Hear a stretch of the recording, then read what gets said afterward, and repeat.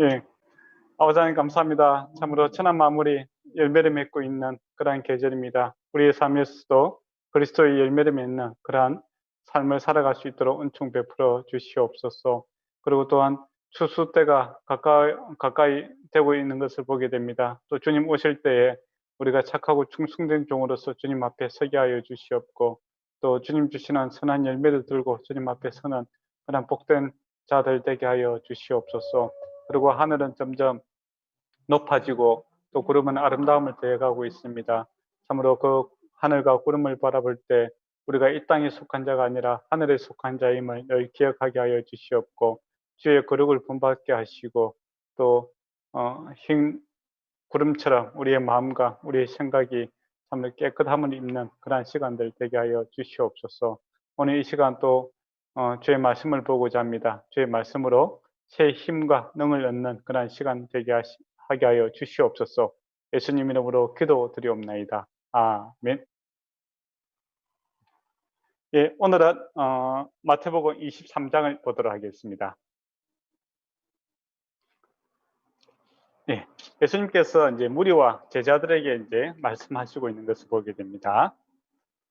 서기관과 바리새인들이 이제 모세의 자리에 앉았느니라라는 말이 있죠. 그 모세의 자리가 뭘까요?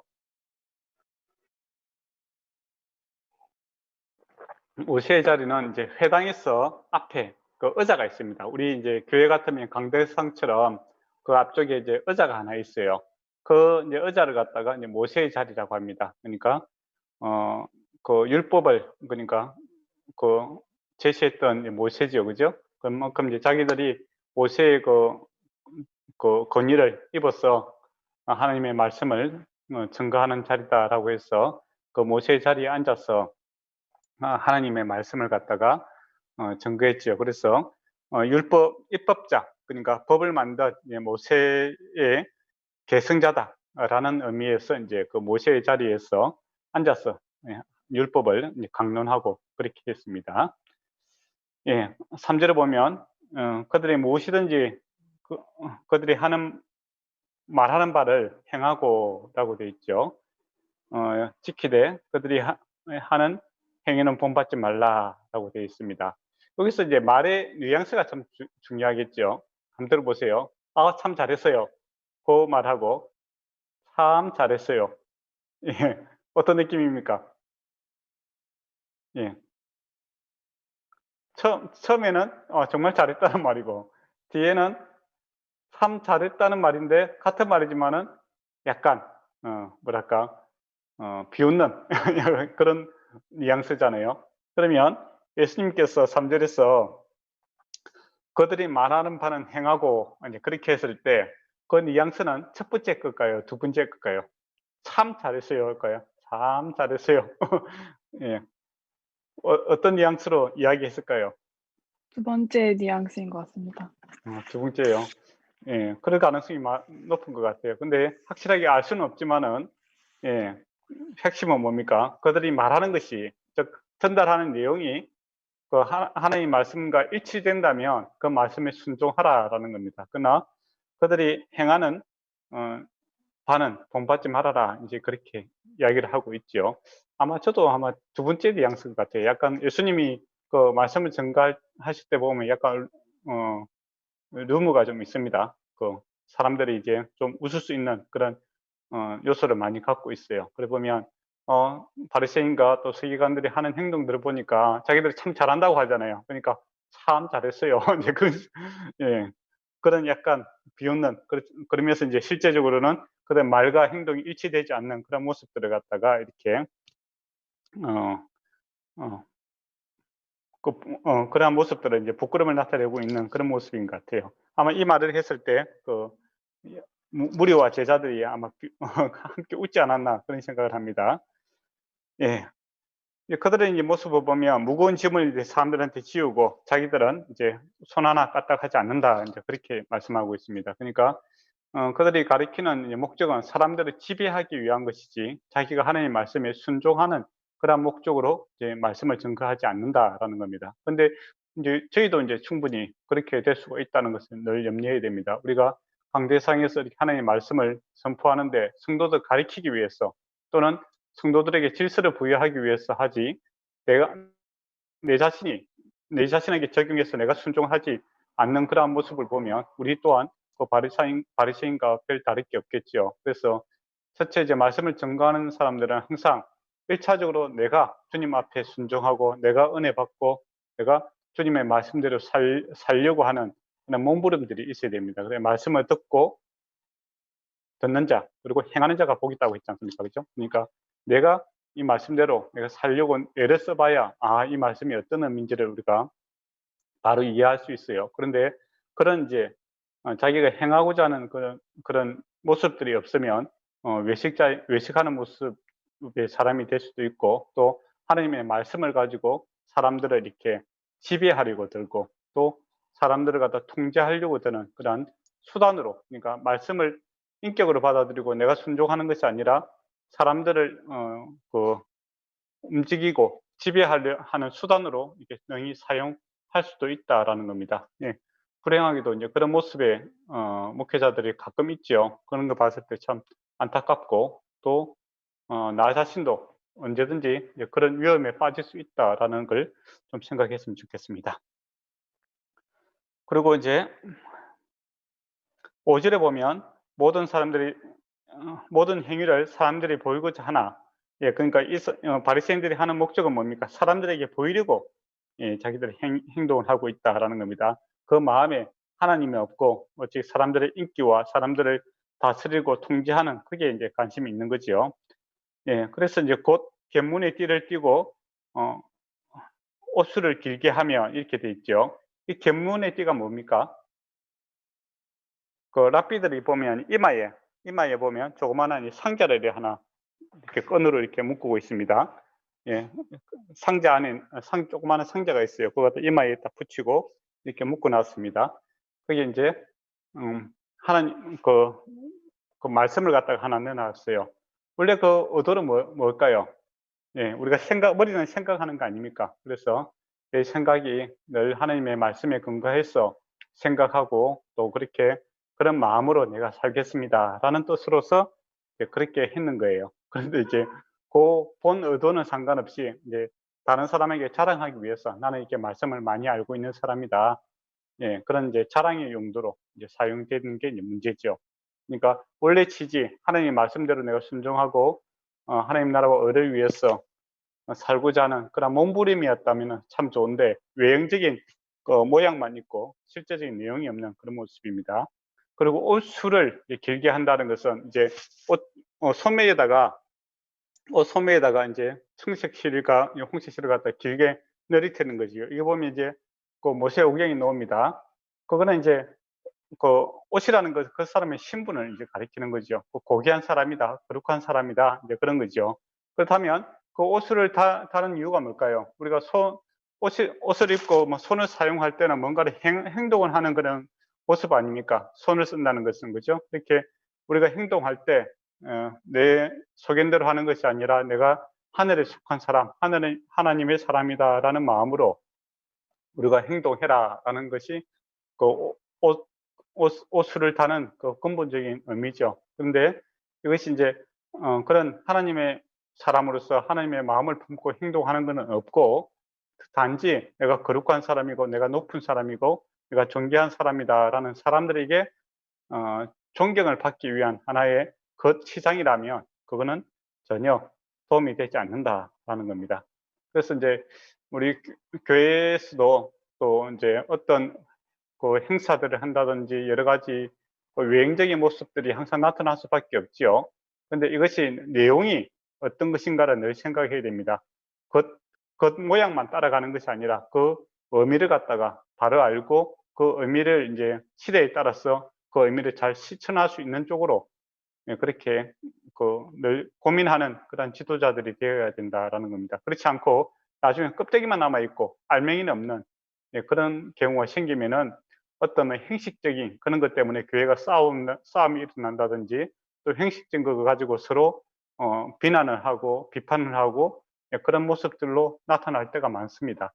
그게 참, 다른 말로 하면 정통을 가지고, 그러니까 우리 교회는 이것이 정통이다라는 정통을 가지고 싸우는데, 그 처음에 정통을 만들었던 그 근본, 정신은 없고 껍데기만 남아갖고 싸우는 경우가 있죠. 예, 그렇게 한다면 우리도 그때 바리새인들처럼 경문을 차고 또 옷을 길게 늘어뜨리고 있지만은 그 하나님과 전혀 관계없는 일을 할 수도 있다라는 것을 생각했으면 좋겠습니다. 그리고 6절에 보면 윗자리와 해당이 높은 자리에 앉으려고 노력하지 말아라 이거죠. 나라마다 이게 그 높은 자리가 있죠. 식당 같은 데 가면 중국 같은 경우에는 그 출입구의 맞은편, 출입구에서 가장 먼 쪽에 있는 곳이 그 출입구를 마주보고 있는 그곳이 이제 상석이라고 하더라고요. 예. 일본은 어떻습니까? 식당에 가면은 어디가 상석입니까? 예. 저도 잘 모르겠는데 제일 예. 안쪽에 있는 곳이 상석이라고는 알고 있습니다. 그러니까요. 예. 만약에 밥값이 못 내면 이제 도망갔을 때 마지막에 남아 있어야 되니까. 한국 동양 문화니까 또 비슷한 것 같아요. 한국도 그렇고 중국도 그렇고. 예. 어쨌든 사람들이 이제 상석에 앉는 거 좋아해갖고 또 만약에 이제 유대 그 교회 같은 경우는 잔치를 하면 주인 옆쪽에 오른쪽 왼쪽에 앉는 사람들이 이제 상석입니다. 예. 그만큼 이제 주인과 가깝다 이거죠. 또 만약에 그 주인이 아니고 이제 만약 권력자라면 권력자의 오른쪽 왼쪽에 앉는 사람이 실세죠, 그죠? 우리가 정치인들 사진에 보면 그 가장 높은 대통령 옆에 있는 사람들이 항상 실세 아닙니까? 그것처럼 자기의 이제 권위를 나타내기 위해서 높은 자리에 이제 앉기를 좋아합니다, 사람들이. 근데 그렇게 하지 말아라라는 겁니다. 그러니까 그 취지는 뭡니까? 우리가 늘 이제 사람들에게 내가 높은 사람이다, 낮은 사람이다, 어떤 사람은 친하다, 그런 걸 가지고 인기를 가지고 또 세상 권력의 위치에 따라서 내가 살아가는 사람이 아니라 나의 마음은 오직 하나님께 있다라는 겁니다. 하나님만이 나를 높이시기도 하시고 낮추시기도 하시다라는 것을 생각한다면 우리가 어느 자리에 있든지 별 관심이 없는 거죠. 근데 제자들은 지금 현재에도 뭡니까? 예수님 우편에 좌편에 지금 자리를 두고 서로 이렇게 경쟁하고 싸우고 있는 그런 제자들의 모습이 있지 않습니까? 근데 본래 이제 은혜를 알게 되면 하나님의 이 복음의 가치를 알게 되면 예수 그리스도 공동체 안에 있다는 그 자체가 가장 큰 영광이고 참 기쁨이다라는 것이죠. 그래서 은혜를 받아 알게 되면은 우리가 어떤 직분이라든지 어떤 위치 이런 것에 얽매이지 않습니다. 그런데 이 은혜의 정신이 떨어지게 되면 외형적인 그런 것에 계속 집착을 하게 되죠.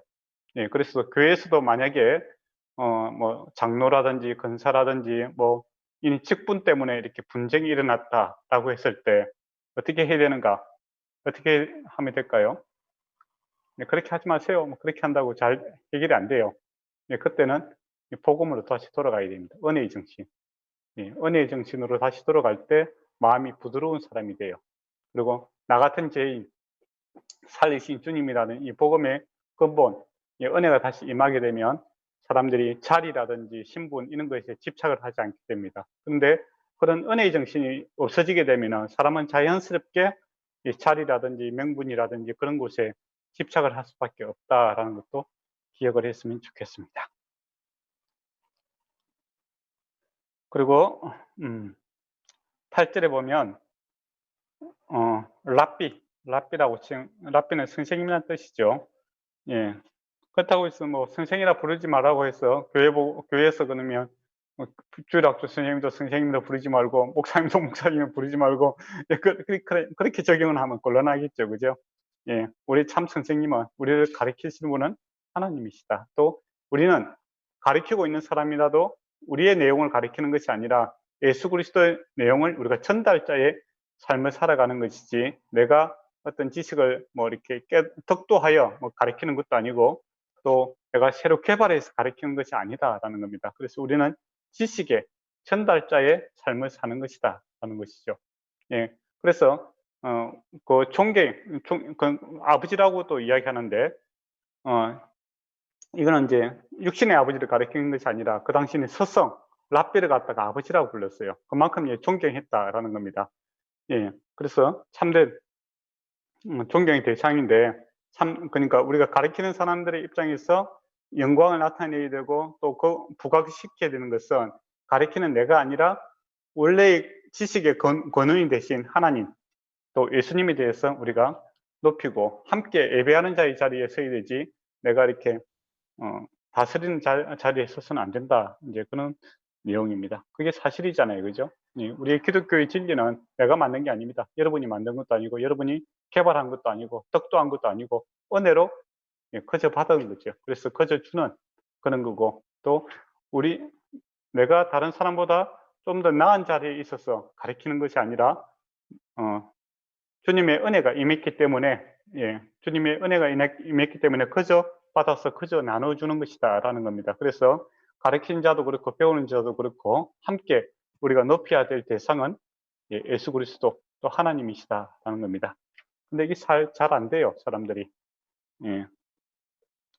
교회에서 이제 목사님이라든지 또 가르치는 사람들이 권위 갖다가 있어야 됩니다. 권유가 있어야 되죠. 권유가 있어야 되는데 그거 갖다가 스스로 만들려고 하면 안 돼요. 그거는 이제 세상에서는 거의 가능한데 교회에서 이제 스스로 권유를 세우려고 하면 망하게 됩니다. 하나님께서 우리의 권유가 되어 주셔야 우리가 교회 일을 잘 할 수 있다는 겁니다. 그런 의미에서 내가 특별히 뭐 카리스마가 없더라도 그거는 별 문제가 되지 않아요. 우리의 카리스마는 하나님께로부터 온다라는 겁니다. 그래서 낮은 자의 마음으로 항상 은혜는 낮은 곳으로 임하기 때문에 낮은 자의 마음으로 겸손한 마음으로 주님 앞에 서게 되면 주님께서 우리의 권위가 되고 능력이 되어 주시는 것을 우리가 경험하게 됩니다. 그래서 이 일들을 감당할 수 있죠. 특히 이제 우리 전도사님들 되는 분들은 보통은 이제 20세에서 30세 아닙니까? 그러니까 문화적으로 보면 나이로 이렇게 사람들이 권위를 인정을 많이 하려고 들거든요.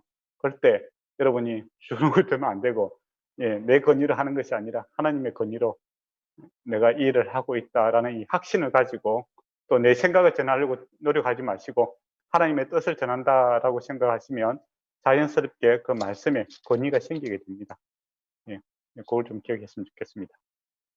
그렇지 않고 스스로 이제 권위를 만들려고 하면 사람이 외식하는 자가 됩니다. 외형적인 것에 뭐 이렇게 관심을 가지게 되고 또 그런 이제 여러 가지 우스운 모습들이 많이 나타났죠. 부끄러움을 당할 수가 있습니다. 그러고 나서 이제 13절부터 해서 36절까지 8개의 화에 대해서 이야기합니다. 우리가 마태복음을 보면 팔복이 있죠. 팔복. 그죠? 여기서는 대조적으로 이렇게 8개의 복이 아니라 화에 대해서 이제 이야기를 하고 있습니다. 그러니까 팔복과 대조적인 그런 모습을 보게 되죠.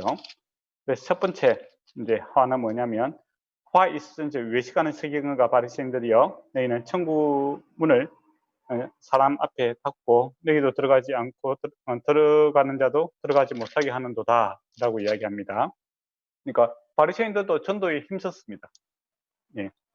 그러니까 이방인들이 이제 그 유대교를 이렇게 전환하는 일에 이들이 노력을 했다라는 것이죠.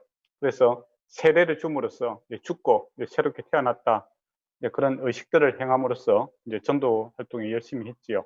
근데 주님 보시기에는 그들이 복음의 바른 진리가 없기 때문에 그들의 노력들이 어떻습니까? 헛것이다라는 것이죠. 도리어 그 외식한 자를 만들어서 지옥에 더 나쁜 사람으로 이렇게 만들고 있다라는 것이 15절의 내용이죠. 그래서 우리가 이제 교회에서 열심, 이거 참 중요한데 열심보다는 더 먼저 중요한 게 뭐냐면 바른 진리입니다. 진리의 반석 위에서 쌓아가야 되지. 근데 진리가 아닌 곳에 열심을 부리면 문제가 되는 거죠. 그게 대표적으로 지금은 뭡니까? 이단들이죠. 이단들이 참 열심히 있어요. 이단들 공부하는 거 보면 정말 열심히 있게 공부하더라고요. 그렇게 많이 외우고 또 학습하고 또 많은 시간을 투자하고 또 전도라든지 또 열정을 그 헌금이라든지 이런 것도 많이 하잖아요. 그런데 그들이 하는 그 수고와 노력들이 전혀 하나님의 기쁨이 되지 않습니다. 왜냐하면 진리의 반석 위에 서 있지 않기 때문이죠. 그래서 교회는 좀 천천히 가더라도 진리가 무엇인가, 진리의 반석 위에 우리가 하나하나 이렇게 노력과 열정을 심어야 되지 그렇지 않은 열심은 전혀 도움이 되지 않는다라는 겁니다. 예. 그래서 이제 하 지도자들 교회에서 이제 목사님이라든지 전도사님 또 책임자들은 항상 고민을 먼저 해야 됩니다. 내가 하고 있는 또 우리가 하고자 하는 것이 하나님의 진리의 반석 위에 서 있는가 여기에 대한 고민부터 하고 일을 해야 되지 그렇지 않으면 열심은 하는데 그것 때문에 망하는 수가 있다라는 겁니다.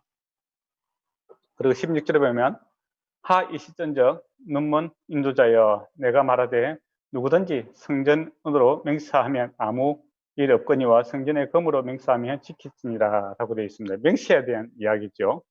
예. 맹세는 왜 합니까? 지키기 위해서 하는 것이 맹세죠. 근데 바리새인들이 이제 지키지 않기 위해서 맹세를 하는 그런 일들이 많았다라는 겁니다. 속이기 위해서. 근데 보면 이제 검으로 이제 맹세하면 된다라는 것이죠. 예, 그들의 마음은 이제 금이죠. 쉽게 말하면 그런 겁니다. 그냥 한 맹세는 요즘같이 이제 적용한다면 그냥 우리 구두로 한 거는 아무 소용없고 뭐 돈이라든지 뭐 금이 돈 아닙니까? 예, 그죠?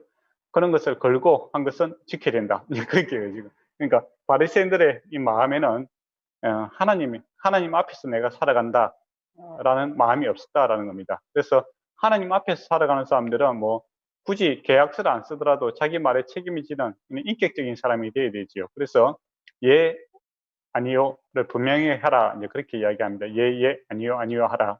그만큼 말에 대해서 신실한 사람이 되어야 된다라는 겁니다. 왜냐하면 하나님께서 신실하신 분이죠. 하나님께서 약속하신 것을 반드시 지키시는 분입니다.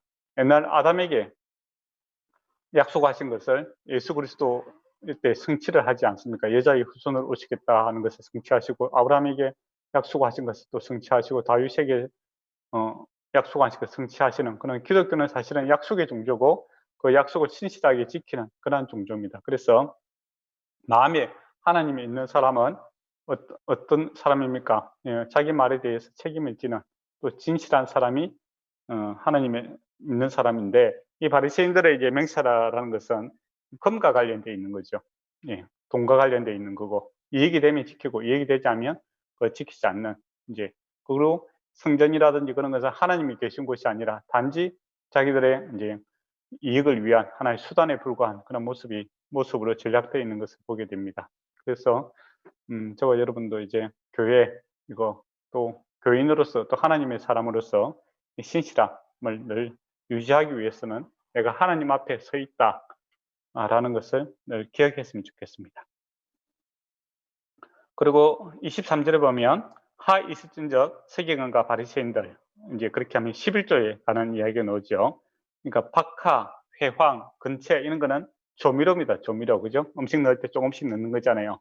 그 조금씩 이제 들어가는 그런 것에 대해서 철저하게 11조를 내야 된다라고 이야기하면서 예, 정작 큰 것은 예, 율법의 근본이라고 할 수 있는 정의, 긍휼, 믿음은 저버렸다. 이제 그렇게 이야기하고 있죠. 예. 정의는 이제 공동체에 대한 그런 책임감이죠. 예. 이웃 사랑에 하는 거고 긍휼도 사람들 사이에 불쌍히 여기는 은혜의 정신 아닙니까? 그것도 사람들 관계에서 나타내야 되는 겁니다. 믿음이라는 것은 하나님과의 관계 속에서 나타나는 것이죠. 하나님에 대한 진실됨 그리고 친밀한 관계 이런 것이 이제 믿음 아닙니까? 그죠? 예. 그게 이제 원래 율법의 정신이다라는 겁니다. 예수님께서 말하는 하나님 사랑, 이웃 사랑인데 그 율법의 근본 정신은 없애버리고 아주 작은 거 가지고 이걸 지키느냐 마느냐 그것 때문에 싸우고 있었다라는 겁니다. 그렇게 한 이유는 그들이 스스로 높아지기 위해서 그런 거죠. 그러면 여기서 제가 질문을 하나 하도록 하겠습니다. 답을 하셔야 됩니다. 예. 11조 이제 이야기가 나왔는데 좀 만약에 어떤 사람이 지금 연자매에게 서 질문을 하는 거예요. 예. 요새 신학 공부도 하시고 그러니까 궁금한 게 있다. 예. 11조를 내야 됩니까? 예, 물어보는 거예요. 그러면서 이제 다른 나라에도 보니까 교회인데 11조를 안 내는 데도 있더라. 예, 그런 이야기 하는 거예요. 그리고 또 요새 제가 듣고 있는 질문 중에 하나는 그 월급에서 11조가 아니라 생활에서 11조를 내야 되지 않느냐. 그렇게 이야기하는 사람들도 있어요.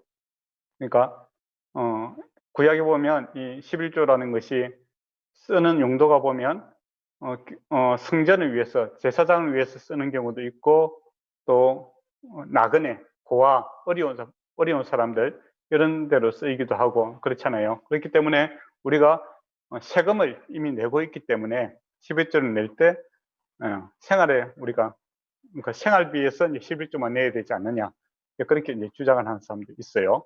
또 조금 더 어려운 질문을 하는 사람도 있죠.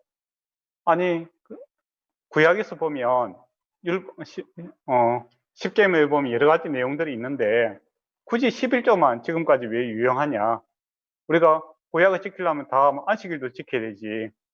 왜 그런 거는 이야기 안 하고 11조만, 돈에 관련된 것만 지키라고 하느냐? 이렇게 물어보는 거예요. 그럼 뭐라고 해야 되겠습니까?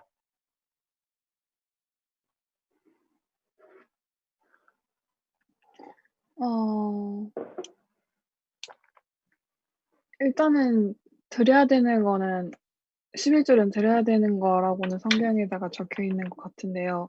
네. 그게 너무 형식에만 얽매이다 보면은 그 마음을 잃어버릴 수가 있어서 그 마음을 조금 더 먼저 중심적으로 생각을 하고 11조를 드리는 게 맞다고 생각을 합니다. 네, 그렇죠. 근데 이제 근거를 대봐라 이거죠. 그러니까 근그릇이요? 근거. 아 근거요? 예. 그러니까 그렇다면 우리가 안식일도 지켜야 되지 않느냐? 그럼 주일날 예배 드릴 게 아니라 그 토요일날 드려야 되지. 또 신약에 보니까 11조에 드리라는 소리가 한 번도 안 나와요. 음. 그러면 신약 시대는 없어진 거 아닙니까? 이렇게 물어본다면 뭐라고 하겠어요?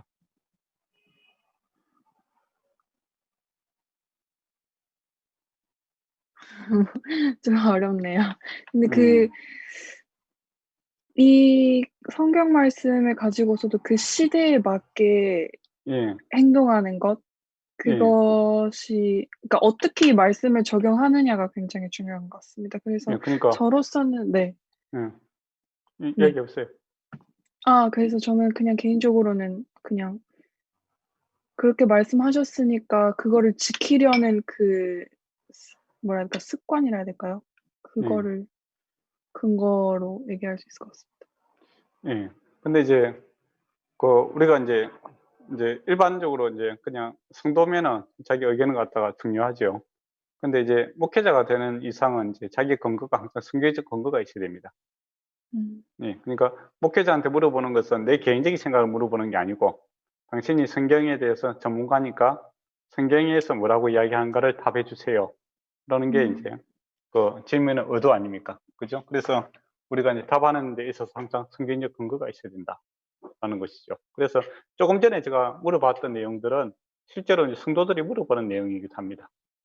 예, 요즘에 그 11조를 좀 부담스러우니까 이 사람들이 생활에 11조를 내었으면 좋겠다. 이제 만약에 300만 원을 버는데 벌었다. 그러면 30만 원 나가야 되잖아요. 근데 생활에 11조 하면 내가 뭐 여러 가지 뭐 주택비 내고 여러 가지 하고 100만 원만 남는다. 그러면 10만 원만 내면 되지 않겠느냐. 이렇게 물어보는 거죠. 예, 그런 의도에서 이제 물어보는 거고, 예, 거기에 대해서 이제 내가 어떻게 답해야 될 것인가. 그것도 한번 고민해 보시고, 또 가만히 보니까 이게 구약에서만 나와요. 그죠? 신약에 안 나와요. 그죠? 예. 그러면 예수 그리스도께서 이제 성경을 좀 아는 사람이 물어보는 거죠. 이런 거는. 그러니까 그 예수 그리스도 십자가 안에서 모든 것이 율법이 완성이 되었다. 이렇게 이야기하잖아요. 그죠? 그러면 완성이 되었는데 왜 구약의 제도를 우리가 그대로 쫓아가야 되는가? 우리가 바리새인 그 유대인이 아니잖아요. 그죠? 그리스도인이잖아요. 예, 그렇다면 만약에 그 구약을 지켜야 된다면은 뭐 안식 제주라든지 뭐 이런 것도 다 지켜야 되지. 굳이 11조만 그 그리스도 안에서 성취가 되지 않고 그것만 살아남았느냐 이렇게 물어보는 거예요. 그죠? 그리고 또 이제 다른 이제 문화권을 좀 접해보는 사람들, 그러니까 그 유럽 쪽이라든지 뭐 그런 나라에 보면 11조를 안 내는 데가 있어요. 예, 다른 의미로 내죠. 작정 헌금. 내가 올해에 얼마만큼 내가 헌금을 내겠다. 그런 작정을 합니다. 예, 그 네덜란드 같은 경우에는 같은 이제 우리 장로교인데 1년에 목사님 내가 우리 형편에서는 한 200만 원 정도 내가 올해 헌금하겠습니다. 이제 그렇게 작성을 하고 이제 하지요. 그게 이제 우리 같으면 11조 개념으로 이렇게 속해 있다라는 것이죠. 네, 거기에 이제 무엇이 옳은 것입니까? 이렇게 물어보는 거예요. 그러면 여러분이 이제 답을 해야 되겠죠. 그죠? 네, 그래서, 예, 어렵죠. 예. 그러니까, 이 11조도 이제 신학적으로 보면, 이게 항상 이제 바울이 이제 이야기를 할 때 보면, 이제 신학적 근거를 이야기하고 이제 적용을 이용합니다. 그러다 보면 예수 그리스도 안에 구약이 율법이 다 성취가 되었다라는 거 하면 11조뿐만 아니라 모든 것이 예수 그리스도 안에서 다 성취가 되었어요. 그리고 만물 사상이라고 있습니다. 첫 것은 하나님 앞에 드린다. 이제 그런 것이죠. 그죠? 첫 아들이라든지 또 짐승이 태어났을 때 첫 새끼, 그리고 곡식도 첫 단. 이것은 이제 하나님께 드리는 것이 예수 그리스도께서 우리의 맏아들 되시다라는 의미를 갖고 있는 겁니다. 그래서 첫 것을 드림으로 모든 것이 그 안에 포함되어 있다라는 의미고, 또 11조도 이제 그런 의미로 되는 거죠. 그냥 11조를 드림으로써 내가 하나님께 모든 것을 드리고 또 하나님께로부터 내가 모든 것을 받았습니다라는 신앙의 고백이 이제 11조에 포함되어 있는 겁니다. 그런 의미에서 본다면 이 예수 그리스도 안에 이 모든 것이 성취된 것이 사실이에요. 그죠? 예. 그래 보면 이제 주님이 우리의 11조가 되시고 우리의 만물이 되시고 우리의 첫 것이 되시는 이제 그런 분이시다라는 겁니다. 예.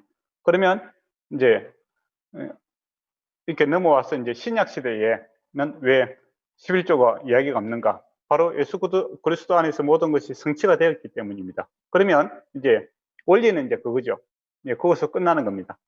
그러면 이제 적용을 할 때, 그 교회에서 다 11조를 하는데, 그 내야 되지 않느냐? 그게 그거잖아요. 그죠? 근데 가만히 보니까 같은 개신교 안에서도 이게 그 11조를 내는 데도 있고, 아까 지금 조금 전에 말했던 것처럼 작정 헌금을 해서 내는 데도 있고, 뭐 그렇다라는 겁니다. 그죠? 그러고 보면 이제 그것이, 두 개 다 이제 허용이 되고, 두 개 다 옳은 것이죠. 근데 거기에 이제 근본적인 취지는 뭐냐면, 내가 교회의 그 멤버로서, 일원으로서 그 교회에 대해서 내가 책임지는 이제 그런 사람이 되겠다라는 모양으로서 집사라니, 그 집사들이 하는 일이 뭡니까? 교회에 대해서 살림꾼이잖아요. 그죠? 교회 재정. 거기에 대해서 내가 책임지겠다라는 의미로서 이제 11조 내지는 목적 헌금을 하는 겁니다. 그죠? 그러면 근본적으로는 이제 내가 내 행편에 맞게끔 하시면 됩니다. 네. 그러니까 내 행편에 맞게끔 내가 작정해서 그것을 하나님 앞에 드리면 되는 거죠. 그 의미도 내가 모든 것을 하나님께로 받았고 하나님께 드린다라는 의미가 들어가 있는 거고, 또 그게 작정을 하다 보니까 이게 사람들이 이제 기준이 왔다 갔다 하잖아요. 그죠? 어떤 사람은 4분의 3, 어떤 사람은 뭐 5분의 1, 어떤 사람은 뭐 20분의 1을 갖다 할 수도 있는 거잖아요. 그렇지 않습니까? 그래서 그 기준을 갖다가 보편적으로 이제 교회 자기 책임치를 갖다가 구약에서 10분의 1 정도로 내라고 했으니까 그 기준에 맞추자라고 해서 11조를 갖다가 이야기할 수는 있죠. 기준을 정해줄 수는 있는 겁니다. 그거는 이제 교회 합의하에서 이제 그렇게 이야기가 될 수 있는 거죠. 근데 내가 너무 가난해. 또 내가 또 가족을 부양할 책임이 너무 많아. 근데 11조를 내고 나면 내가 너무 어려워. 그럴 경우에는 20분의 1을 갖다가 자기 형편만큼 할 수 되는 거죠. 근데 내가 돈을 너무 많이 벌어. 예. 그래서 내가 5분의 20% 내지는 30%를 해도 전혀 어려움이 없다라고 했을 때는 더 많이 낼 수도 있는 겁니다. 작전 헌금으로, 그죠? 네, 교회에 대해서 책임을 지는 그런 의미에서 신실하고 정직하게 그렇게 또 교회를 사랑하는 마음으로 이렇게 헌금을 하셔야 된다라는 것이 근본 원리죠.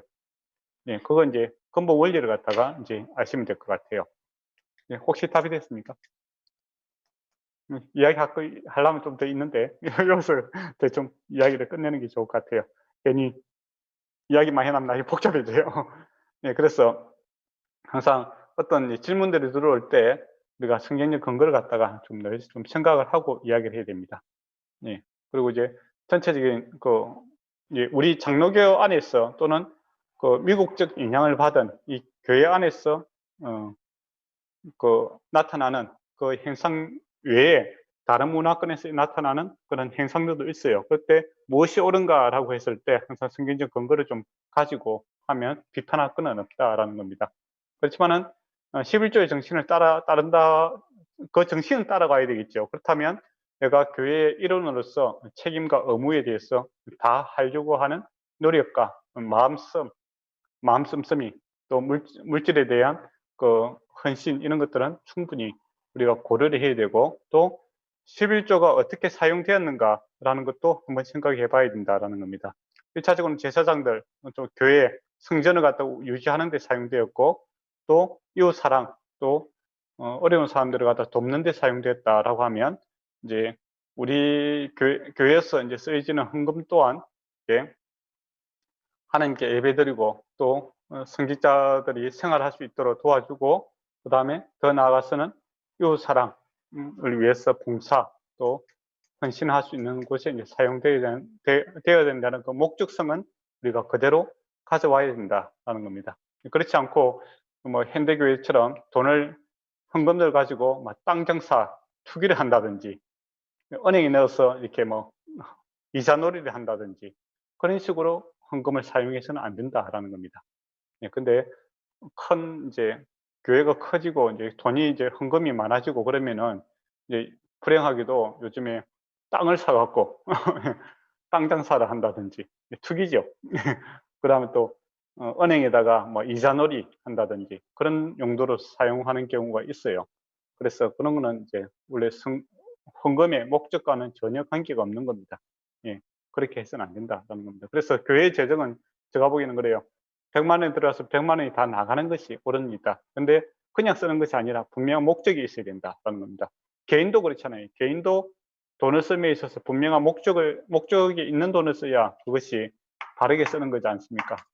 근데 교회는 의외로 이제 그렇게 되지 않는 경우가 많아요. 왜냐하면 책임 한계가 좀 명확하지 않고, 그죠? 그리고 또 이상하게 또 콩돈 쓴다는 개념을 갖고 있는 사람이 많아요. 그래서 뭐 좀 낭비적 성향을 좀 많이 갖고 있습니다. 예, 그렇게 해서는 안 되고, 교회 책임자들은 항상 이 돈에 대해서 투명성과 그 다음에 목적성, 또 하나님에 대해서 이렇게, 또 이웃 사랑에 대해서 분명하게 이렇게 사용되어야만이 성도들이 그 한 헌금이 허비되지 않고 귀하게 쓰임 받음으로 헌금한 사람들에게 복이 되겠죠. 그렇지 않고 뭐 땅 장사를 한다든지 뭐 투기를 한다든지 그렇게 하면 참 서로 부끄러운 일이잖아요. 하나님께 또 부끄럽고 사람들도 비난거리가 되고, 그것이 불행하게도 한국 교회에서 나타나는 그런 안타까움입니다. 예, 그런 것은 없어야 된다. 예, 그 다음에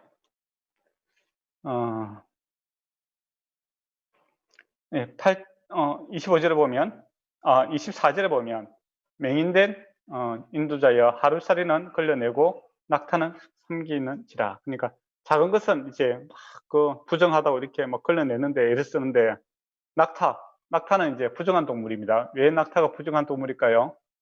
예, 다리, 그죠? 굽이 있어야 되는데 굽이 없잖아요, 낙타가.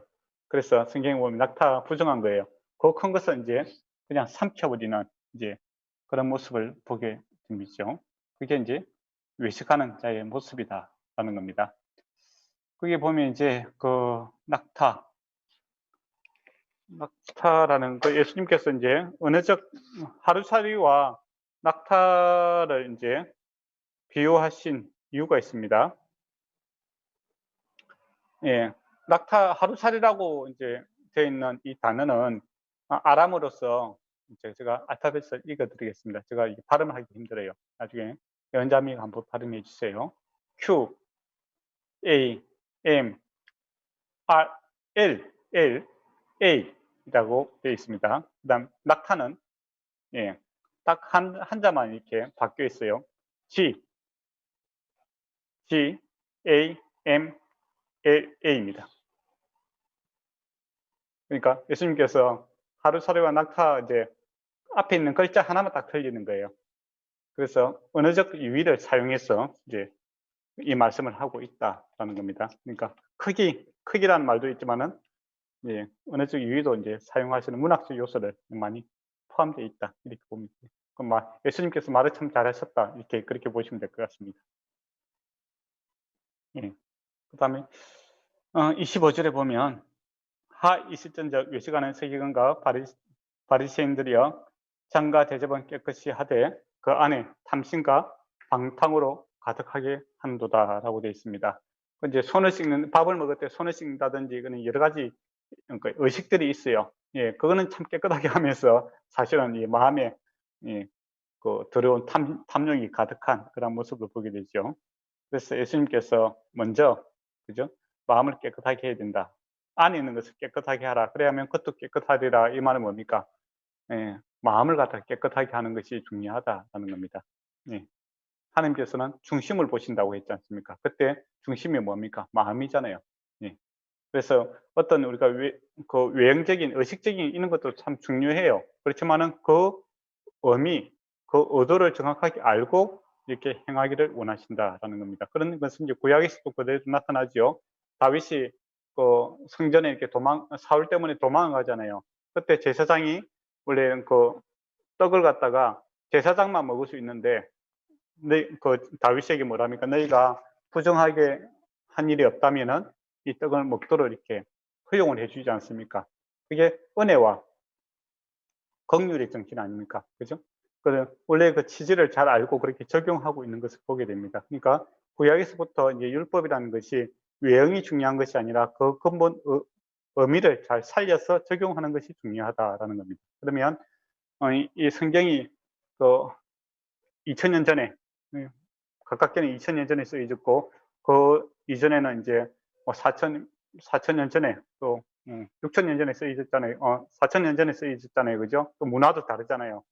그러면 우리 문화에 또 우리 시대에 적용할 때 있어서 외형적인 것을 그대로 가져오는 것이 아니라 그 바탕 의미를 갖다가 우리가 바로 잘 가져와야 된다라는 겁니다. 그게 또 설교의 목적이기도 합니다. 우리가 설교라는 것은 그 시대에 이제 타임머신을 타고 달이 가서 그 예수님께서 하시는 말씀이라든지 성경의 의미를 바르게 이해를 해서 또 이 땅에 와서 바로 또 적용을 해석을 잘 하는 것이 이제 설교잖아요. 그런 의미에서 본래의 의미를 잘 이해하고 또 적용하는 것이 중요하다라는 겁니다. 이제 그런 이제 마음 노력들이 없으면 껍데기만 남아 있으면은 우리도 능히 외식하는 자가 될 수 있다라는 것이죠. 그리고 27절에 보면 그들의 해칠한 무덤과 같다라고 되어 있죠. 이제 그 문화권에서는 이제 무덤 동굴 안에 그죠? 동굴 안에 그 시체를 넣었잖아요. 그래서 이제 그거 매장하고 나서 그 바깥쪽에다가 하얀 그 팬티죠. 회칠을 갖다 이렇게 해놨는 겁니다. 근데 밖에서 보면 깨끗한데 안에는 뭐가 있습니까? 시체가 썩어가고 있잖아요. 그 모습을 이제 비유로 말씀하고 있습니다. 그러니까 바리새인들이 자기들은 이제 외형적으로는 깨끗한 옷을 입고 또 음식 먹을 때 여러 번 씻고 그렇게 해서 깨끗함을 추구하는 그런 사람 같이 보이지만은 그 마음은 죽음의 정신, 그 죽음이 그 시체가 가득하 있는 그런 모습으로 외식과 불법이 가득한 이런 그런 모습을 이제 비유로 이렇게 말씀하고 있죠.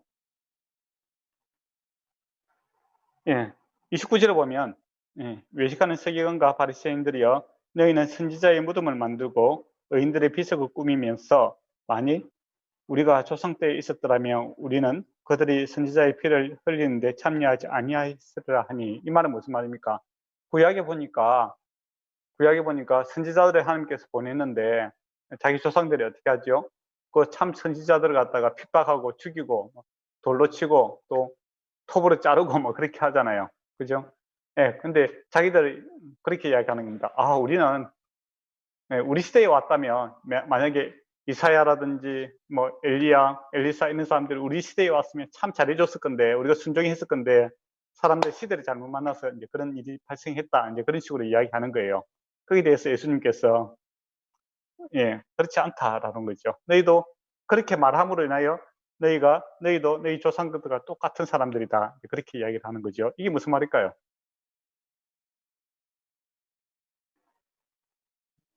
시대와 상관없이 죄인은 똑같다라는 말씀인가요? 그렇죠. 예. 그러니까 그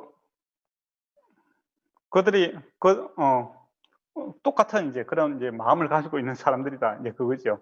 그러니까 사실 우리가 심령이 가난한 자가 하나님의 천국을 천국이 너희 것이요 그렇게 이야기하지 않습니까? 그렇다면 우리가 내 자신도 예, 하나님 은혜 아니면 나도 예수님을 돌로 칠 수 있는 사람이다 하는 겁니다.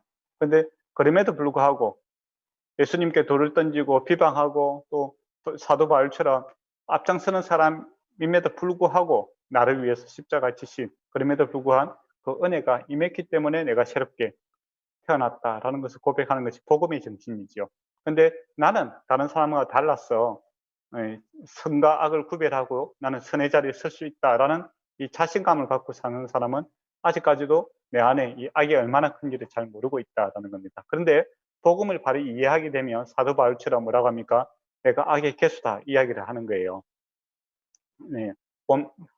우리의 본성이 죄인의 모습을 그대로 갖고 있다라는 겁니다. 내 힘과 내 노력으로서는 하나님의 진리를 추구하지도 않고 또 만약에 안다고 해도 그것을 따를 수 없는 그런 죄인에 불과하구나라는 것을 깨달은 사람이 바울인데 그것이 자기의 노력이 아니라 하나님의 은혜였다라는 것을 이야기하고 있지 않습니까? 그게 이제 저와 여러분이 공동적으로 고백하는 거죠. 내가 죄인 되었을 때 심지어는 주님을 부인하고 또 주님을 핍박함에도 불구하고 주님께서 내게 찾아오셔서 나에게 은혜를 주셔서 내가 하나님의 자녀가 되었습니다. 예, 그런 마음을 갖고 있으면은 우리가 이제 전도할 때도 다른 사람 예수님을 부인하고 따르지 않는 사람들을 불쌍히 여기는 거죠. 아, 저 사람도 주님 만나면 충분히 변화될 수 있다. 이제 그런 마음이 생기잖아요. 그런데 그런 마음이 아니고 내가 나 정도 되니까 예수를 믿고 또 나 정도 열심을 가지고 교회를 찾아가니까 내가 예수를 믿어진다. 그런 생각을 갖고 있으면 어떻게 될까요? 예. 예수 안 믿는 사람들이 이제 바보처럼 보이는 거죠. 아, 저 사람 노력하지 않고 저 사람은 관심이 없어서 그래. 그런 식으로 비난의 대상이 되는 겁니다. 그게 복음의 정신이 아니다라는 것이죠. 예. 복음은 주님께서 찾아와서 우리에게 은혜를 베풀어야만이 알 수 있는 비밀입니다. 오픈된 비밀이죠. 예. 원래 비밀은 감추는 건데 다 오픈된 비밀이에요. 근데 왜 비밀이 될까요?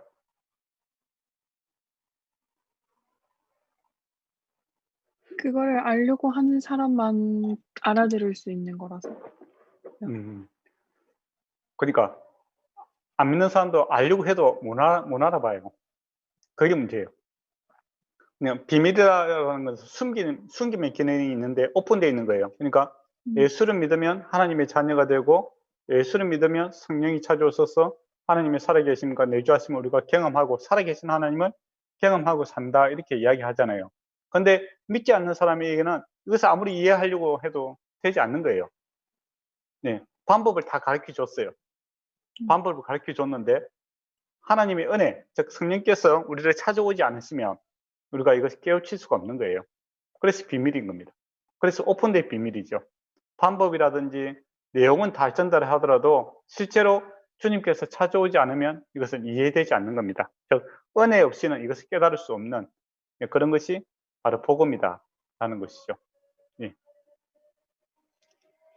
예, 그래서 은혜 받은 자라면 사실 우리가 자랑할 게 없어요. 하나님 자랑할 것 외에는 없습니다. 33절에 보면 뱀들아 독사의 새끼들아 이렇게 이야기하고 있는데 이제 바리새인들인 사람들이 뱀, 독사 이건 뭡니까? 사단에 속해 있다라는 겁니다. 자기들은 하나님께 속해 있다고 하는데 예수를 모르면 이제 하나님께 속한 자가 아니라 사단에 속한 자다라는 것이죠. 그래서 예수 그리스도가 진리다라는 이야기를 하잖아요. 그죠? 예, 천국의 문이다 이야기도 하고 진리요, 길이요, 그죠? 생명이다 이렇게 이야기를 하는데 이 그 하나님께 속해 있느냐 사단에 속해 있느냐 그 기준이 바로 이 예수 그리스도입니다. 예수를 어떻게 아느냐 이것이 그 하나님께 속한 자냐 안 그러면 그 사단에 속해 있는 자냐 이렇게 구별하는 근거죠. 예. 같은 그 당시 같은 성전에 앉아 있더라도 예수를 모르면 사단에 속해 있는 자고 예수를 알면은 천국에 속한 자죠. 예. 예. 너희가 어떻게 주역의 판결을 피하겠느냐 이렇게 물어봅니다. 예, 이게 그러면 주님께서 이렇게 바리새인들 보고 너희가 어떻게 지옥의 판결을 피하겠느냐 이렇게 물어봤을 때 바리새인들의 그 교리에 입각해서 말한다면 뭐라고 이야기할까요?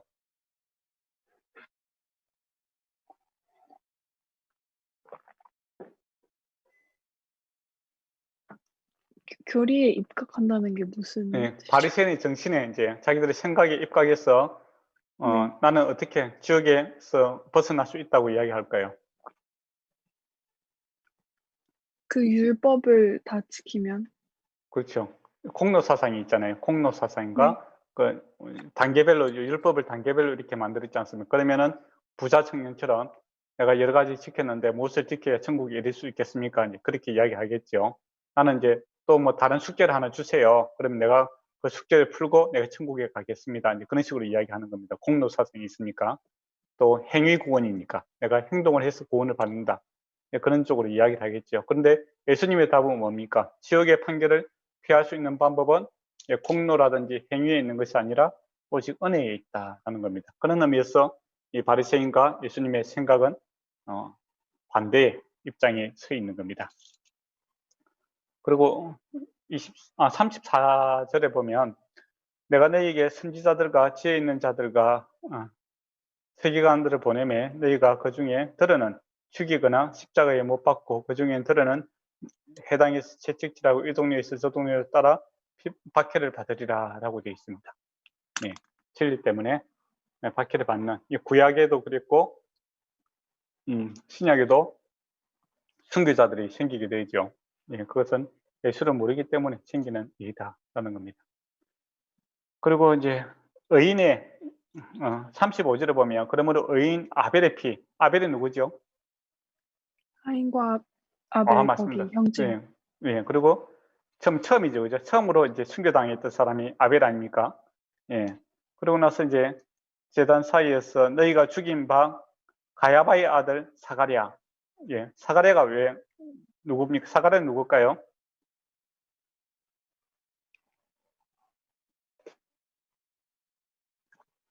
잘 모르겠습니다. 사가랴는 이제 요시야 왕 때 활동했던 선지자입니다. 근데 그 하나님 말씀 전하다가 요시야 왕에 의해서 죽임을 당하죠. 순교를 당하게 됩니다. 그때 이제 죽을 때 역대하 24장 22절에 보면 하나님께 자기의 그 감찰을 받아 내가 그리고 또 신원 기도를 합니다.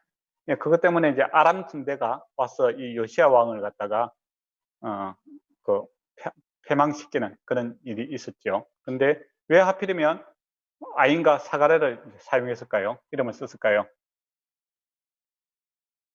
성경에 보면 이제 제일 처음에 순교자가 아벨이고, 그 다음에 유대인들이 갖고 있는 그 성경에 보면 제일 마지막에 나오는 성경이 뭐냐면 역대하가 나옵니다.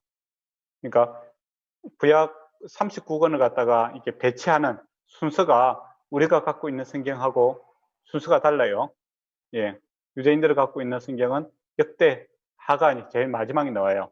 그리고 그럼 제일 마지막에 나오는 이 선지자가 바로 이 사가랴입니다. 그러니까 처음 순교자와 구약에 나오는 마지막 그 순교자를 대표하는 처음과 끝이죠. 처음부터 너희는 그 선지자와 하나님 보내신 종들을 갖다가 박해하고 죽였다. 이제 끝에서 죽였다. 그렇게 이야기하는 거죠. 그리고 그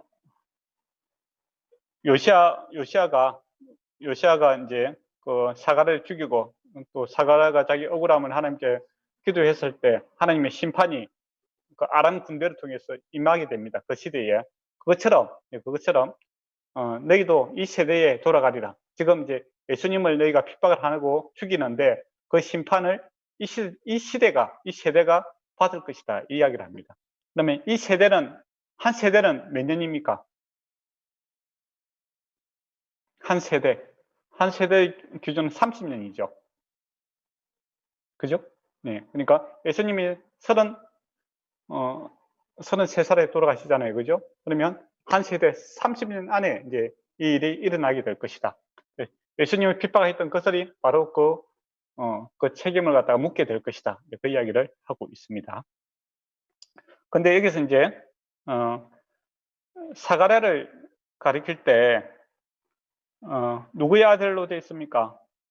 바라가의 아들로 되어 있죠. 맞습니까? 예. 그런데 사가랴가 그 역대하 24장 20절에 보면 여호야딜의 아들로 이렇게 되어 있습니다. 그러면 무엇이 진실일까요? 사가랴는 여호야달의 아들일까요? 아니면 다가랴의 아들일까요?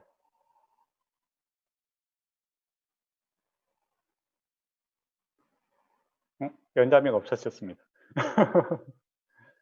예, 이때는 두 가지 다 이렇게 맞다고 이렇게 보면 됩니다. 성경에 보면 스가랴서 1장 1절에는 그 스가랴를 아버지가 베랴가라고 이렇게 되어 있고, 그 다음에 역대하 24장 20절에는 여호야단이라고 되어 있죠. 그래서 구약에 보면 이 여호야단과 이 베가랴를 갖다가 혼동되어 종종 사용하고 있다 이렇게 보시면 됩니다. 그래서 두 개 다 같은 내용이죠. 네, 그렇게 보시면 될 것 같습니다. 그리고 37절에서 39절 이제 예루살렘아 선지자를 죽이고 내게 파송된 자를 돌로 치는 자여 암탉이 그 새끼를 날개 아래 모음같이 내가 내 자녀를 모으려고 한 일이 몇 번이냐. 그러나 너는 원하지 아니하였도다. 즉 하나님께서 이제 구원하려고 했는데 그들이 원치 않았다라는 겁니다. 그래서 너희 집이 이제 황폐하여 버리게 될 것이고 내가 너희에게 이르노니 이제부터는 너희가 찬송하리로다 주 예수의 이름을 오시는 이여 할 때까지 나를 보지 못하리라. 이제 그 이야기를 합니다. 그러니까 심판에 대한 이야기를 하는 거죠. 그래서 이제 24장하고 이제 연결이 됩니다. 예, 혹시 23장까지 했는데 질문이 있습니까? 목사님, 저 질문하겠습니다. 네. 죄송합니다. 방금 지금 기회가 별로 안 좋았어가지고 잠깐만 나갔다가 왔습니다. 예, 지금 어려운 연결이 안 질문했는데. 좋아서 예, 죄송합니다. 어려운 질문했는데 없어져갖고 제가 답했습니다. 죄송합니다. 예, 예, 그 11조 얘기하셨을 때 헌금에 네, 관해서지만은 저도 그 뭐지 잠깐만 미국에서 유학을 했었을 때 말씀하신 네, 것처럼 헌금하는 제도가 한국이랑 또 일본이랑도 조금 네, 다르더라고요. 그렇죠. 근데 이제 그 뭐라 해야 될까? 그러니까 헌금을 드리는 거 어쨌든 간에 자기에 맞게 드리는 게 맞다고 하지만 네, 다른 사람들을 보고 있으면은 약간 그렇지 않은 사람들이 있더라고요. 그렇죠. 약간 그 동전을 넣거나 약간 네, 아무리 생각해도 '그건 좀 아닌 것 같은데.'라고 네, 생각할 때가 있었는데 그럴 때 과연 어 진짜 그런 헌금을 드린다는 거에 대해서 제가 마음가짐을 도대체 어떻게 잡아야 될지, 그리고 만약에 제가 다른 사람들한테 그런 거를 알려줘야 하게 될 때 어떤 걸부터 먼저 시작을 해서 얘기를 해야 할지를 잘 모르겠습니다. 일단 이제 근본 취지, 그죠? 근본 이제 의미를 분명하게 해주는 게 좋은 것 같아요. 11조라는 것이 모든 것이 하나님께로부터 와서 내 삶을 갖다가 100% 하나님께 드리겠다. 이게 11조를 드리는 근본 의미입니다. 헌금도 그런 거잖아요. 그죠? 근데 왜 10분의 1만 드립니까? 옛날에. 예, 내가 육신을 입고 있기 때문에 내가 살아야 되는 이유가 있잖아요. 그죠? 가족을 부양해야 되고, 또 생계를 유지해야 되고, 또, 경영을 해야 되는 입장이 놓여 있잖아요. 그렇기 때문에, 10분의 1을 드림으로써 이제 그 하나님의 일을 하는 사람들을 갖다가 돌보고, 그래서 제사장들을 돌보고, 또 이웃 사랑을 하는데 이제 내 책임을 그 정도 하는 것이 좋겠다. 10분의 1 정도면 충분하겠다라는 겁니다.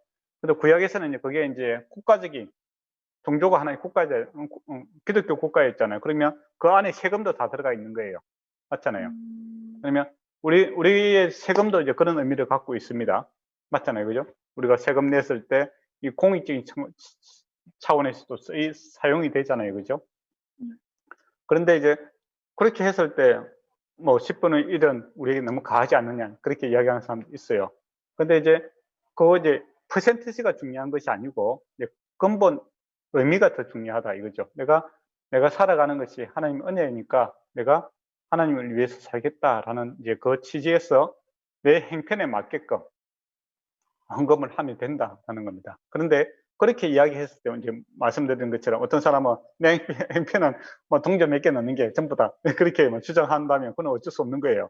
근데 그 사람이 은혜의 정신을 모르기 때문에. 그렇지만은 우리가 하나님의 은혜를 알게 되면 내 삶 전체를 주님 앞에 드리겠다, 이제 그런 마음이 자연스럽게 생기게 됩니다. 그럼에도 불구하고 사람은 또 어느 기준을 정해주지 않으면은 그 기준이 계속 낮아져요.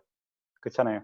그래서 이제 그 교회에서 이제 정통적으로 한 10분의 1 정도가 가장 적당하지 않겠는가. 그래서 그 기준으로 맞춰서 내 형편이 어려울 때는 좀 작게 내고, 또 내가 충분히 교회에 대한 책임이 질 수 있다면은 좀 그 양을 좀 그 사랑으로, 그러니까 법이 아니라 사랑으로 좀 많이 내고, 그런 이제 기준점을 하나 정해주는 것이 좋을 것 같아요. 그래서 그 기준은 이제 교회 공동체가 합의하에서 이제 정하는 것이 저는 옳다고 생각합니다. 그리고 가능한 그 기준에 맞춰서 하고, 혹시나 이제 못 내는 사람이 있더라도 비방의 대상이 돼서는 안 되는 거고, 또 많이 낸다고 해서 자랑의 대상이 돼서는 안 되는 거고, 또 10분의 1을 내가 했다고 해서 10분의 9는 내 마음대로 쓰느냐, 그거는 또 아니잖아요. 그죠? 또 헌금의 정신에 안 맞거든요. 10분의 9도 내가 하나님, 그러니까 경문을 붙이는 것처럼 우리가 돈을 씀에 있어서 늘 옳은 일, 하나님의 의와 또 나라와 또 이웃 사랑, 또 그런 관점에서 목적이 있는 그런 재정 지출을 해야 바른 이제 재정이, 돈에 대한 그 가치관이죠. 내가 10분의 1은 하나님께 드리고 10분의 9는 내 마음대로 쓰겠다, 그렇게 해서 뭐 온갖 그 악한 일에 다 사용된다, 그러면 그거는 11조하고는 전혀 정신을 전혀 없는 거죠. 관계없는 삶을 사는 것이다. 그렇게 보시면 될 것 같습니다. 그런 네.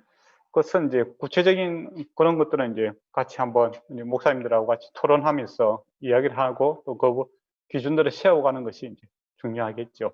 근데 이게 법이다, 이제 10분의 1이 법이다, 이렇게 이야기했을 때 이제 연자매처럼 다른 문화권에 가보니까 거기는 안 그렇더라, 이제 그렇게 되는 걸 수도 있잖아요. 그러면 이제 그때부터 이제 사람이 또 어려우실 수가 있고, 또 이게 법이다라고 했을 때 행편이 어려운 사람이 있어요. 그냥 그 다른 부모라든지 가족 돌보는데 뭐 돈이 많이 들어가야 되는 경우도 있잖아요. 그렇게 했을 때 내 생활이 전혀 안 되는 경우도 있어요. 그럴 때는 그 10분의 1을 강요할 수는 안 되죠. 그죠?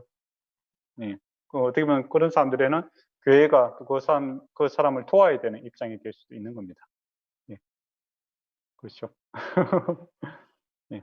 그래서 답이 됐습니까? 네, 감사합니다. 예. 예. 다른 질문 있습니까, 혹시? 어 그냥 질문이라기보다는 그러니까 성경 말씀을 가지고서도 그 나라에 가 가지고 그 문화권에 있는 사람들의 사상을 통해서 풀어지는 그 말씀의 해석이랄까? 그런 네. 것들이 이제 확실히 미국이랑 일본이랑 이렇게 되게 다르다라고 네. 느꼈거든요. 근데 네. 어쨌든 간에 그게 하나님의 말씀은 "이게 진리야."라고 하고 나서 거기에다가 하는 적용은 네. 쪼끔씩 나라마다 달라도 네. 그거는 성경적 관점으로 봤을 때는 아무 문제가 없는 건가요? 그러니까 이게 중요한 게 시기가 중요해요. 해석이 중요한 거죠. 성경을 아 갖다 바르게 해석하고 해야만이 바르게 적용이 가능하잖아요. 문화에 따라서는 다양하게 네. 나타나잖아요. 그죠? 예. 그래서 이제 우리가 이제 지금 하고 있는 일이 성경을 바로 해석하려고 노력하고 있는 거죠. 그러고 나서 각 문화에 대해서 적용했을 때 오해도 생기지 않고 또 이해할 수 있고, 그런 이제 이해의 폭이 넓어지는 거죠. 그래서 음. 성경은 이제 먼저 그 시대에서 의미가 무엇인지를 바로 해석하는 것이 우선입니다. 그러고 네. 나서 문화나 상황에 따라서는 이제 적용의 범위가 달라지는 거죠. 그래서 이제 목사님들이라든지 이제 교회 책임자들은 성경의 이제 본 의미를 갖다가 바로 이제 해석하고 적용하려고 이렇게 노력을 많이 해야겠죠. 그러니까 바울 같은 경우도 그렇게 하잖아요. 고기 먹는 일, 이게 대해서 어, 신앙이 그 양심이 약한 자는 안 먹고, 그죠? 어떤 사람은 우상 앞에 들었지만 그건 고기는 고기에 불과하다 하고서 먹는 사람이 있잖아요. 그것 때문에 이제 네. 분쟁이 생기잖아요. 네. 그때 바울이 어떻게 합니까? 근본 원리를 이야기하는 거예요. 우상은 헛것이다, 아무것도 아니다. 그래서 고기는 고기에 불과하다. 그렇지만은 그 고기를 먹어버로 인하여 그 신앙이 약한 사람이 내가 넘어진다면 내가 고기를 평생 먹지 않겠다. 그렇게 적용을 하잖아요. 그죠? 예, 그러다 보면 이제 바르게 이제 해석을 해서 적용은 약한 사람들을 배려하는 쪽으로 이렇게 적용을 해야 된다. 그게 이제 사랑의 원리가 들어가는 거죠. 네. 네. 그러면 이제 24장에 아, 이렇게 목사님. 네, 죄송합니다. 저기 한 가지 또 질문이 있는데요. 네, 이번에 아키 사모님이 계속해서 이제 그 11조의 네, 10분의 1의 헌금에 대한 그 질문인데요. 네, 근데 그게 이제 헌금에 한정되지 않고 네, 우리들이 가지고 있는 시간이나 뭐 재능, 그렇죠. 은사 이런 네, 것도 주님께로부터 받은 것으로 해서의 그런 의미도 네, 포함하고 있는 것인가에 대한 그런 질문이 있었습니다. 네, 좋은 질문이고 그 바른 답이라고 생각합니다. 그러니까 우리가 돈의 문제뿐만 아니라 우리의 생명도 그렇고 또 모든 재능도 그렇고 다 우리가 은혜라고 은사라고 하지 않습니까? 그러니까 하나님께로 받았기 때문에 그것이 사용되어야 되는 궁극적인 목적은 하나님 나라와 의죠. 그걸 위해서 사용되어야 되는 거 이게 확실합니다. 그리고 퍼센테지가 중요한 것이 아니라 이 전체적인 그 목적이 하나님 나라와 의를 위해서 사용되어야 되는, 그러니까 100% 하나님께로 받았기 때문에 100% 하나님의 영광을 위해서 살아야 되는 것이 이제 그 헌금과 또 은사의 목적이죠. 그렇다고 해서 이제 이 100%라고 해서 이게 교회, 그러니까 눈에 보이는 교회에 이렇게 한정지어서는 안 된다는 겁니다. 눈에 보이지 않는 하나님의 그 정신, 하나님의 마음을 품고, 그러니까 사도 바울이 뭐라면 먹고 마시든 무엇을 하든지 주의 영광을 위해서 하라, 이제 그렇게 이야기하잖아요. 그러면 먹고 마신다라는 일상생활 아닙니까? 일상생활에 있어서 마음을 다하고 정성을 다해 뜻을 다한다면 그것은 하나님의 일을 하는 거고, 그런데 마음이 없고 바리새인들처럼 마음이 없고 생각이 없는데 아무리 하나님 앞에 제사 드린다고 해도 그것은 하나님의 영광과는 전혀 관계없는 일이다, 이렇게 볼 수 있을 것 같습니다. 네, 감사합니다. 네. 그러면 24장 보도록 하겠습니다. 예.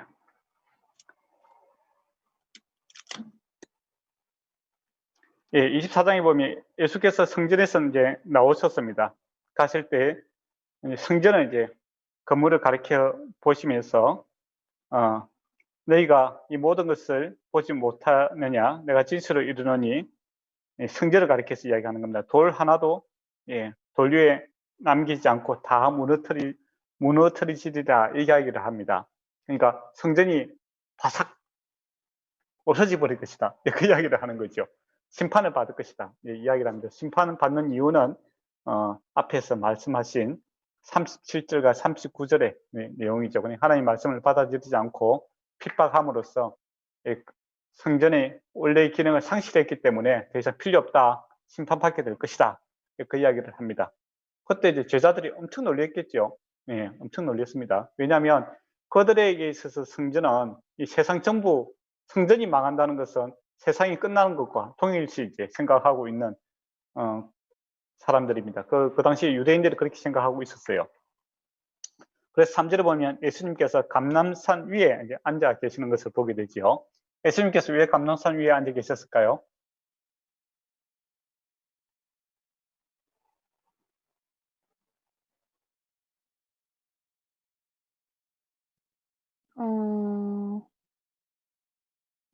다른 사람,